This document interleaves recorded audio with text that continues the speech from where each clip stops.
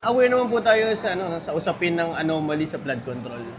So flood control, yes. O kasi nga, 'di ba, inumpisa na ni Pangulo imbestigahan ito sa Bulacan. Tapos itong si Senator Ping Lacson naman ay yung Pampanga at yung Mindoro at iba pang parte ng ating probinsya na merong anomalya sa flood control projects. Para sa iyo po ba, ano ang mas okay na mag-imbestiga?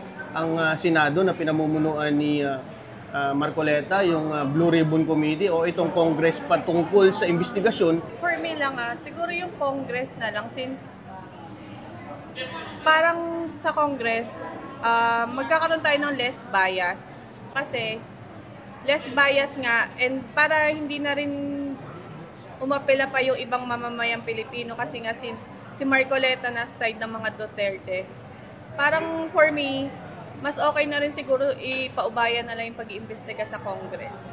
Grabe yung issue kasi na yun na flood control. Imagine na maraming worker ngayon na nagbabayad ng tax, ng malalaking tax, kinakaltas sa sahod nila.